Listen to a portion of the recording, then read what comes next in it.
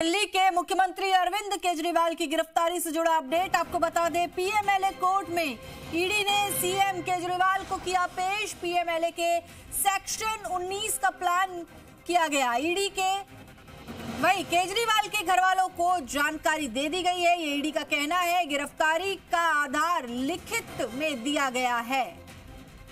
तो PMLA court में अरविंद केजरीवाल को पेश किया है ईडी ने।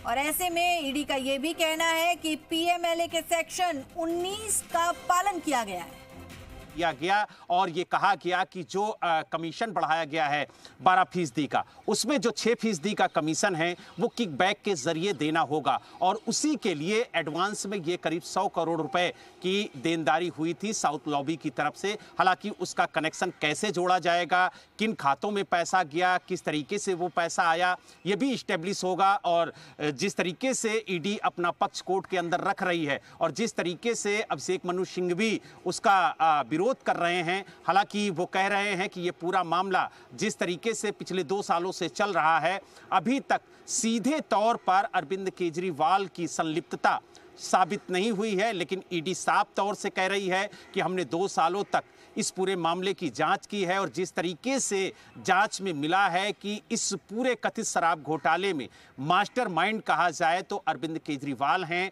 और जिस तरीके से नीति में बदलाव किया गया उसके लिए कहीं ना कहीं के कविता और के साथ अरविंद केजरीवाल की संलिप्तता जाहिर होती है। और यही वजह है कि उन्हें सरगना और किंग पिन के तौर पर, किंग पिन अगर कहा जा रहा है तो इसका मतलब है कि सरगना है इस पूरे मामले के। और इसीलिए जो 45 करोड़ रुपए चुनाव में खर्च करने की बात कही जा रही है, क्या वो पैसा सीधे आम आदमी पार्टी के खाते में आया है, क्योंकि राष्ट्रीय संयोजक भी हैं अरविंद केजरीवाल।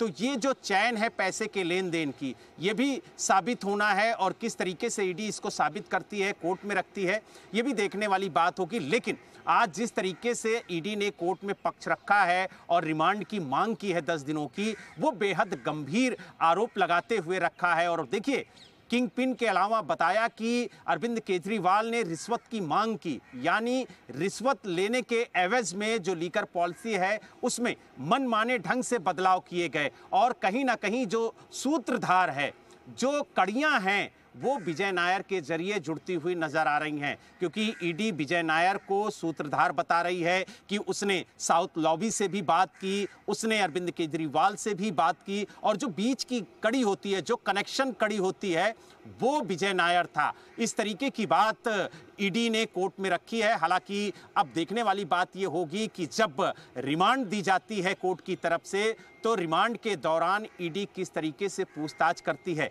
और जो गंभीर आरोप लगाए गए हैं उन आरोपों की कड़ियां कैसे जुड़ती हैं, कैसे तथ्यों को निकाला जाता है। और जब कोर्ट में जो आरोप लगाए हैं ईडी ने, वो आरोप के दस्तावेज पेश करेगी तो किस तरीके से रिश्वत मांगी गई, किस तरीके से 100 करोड़ का लेन देन हुआ, किस तरीके से गोवा चुनाव में 45 करोड़ रुपए खर्च किए गए, उसके जब साक्ष्य सामने आएंगे तो कहीं ना कहीं जो कड़ियां हैं वो पता चलेंगी कि जो ईडी आरोप लगा रही है उसके पीछे की वजह क्या थी और किस तरीके से मनी ट्रेल की जो कड़ियां हैं। तो वहीं पर ईडी का कहना है कि इस पूरे शराब घोटाले का मास्टरमाइंड, ईडी का मानना है कि वो मुख्यमंत्री अरविंद केजरीवाल हैं।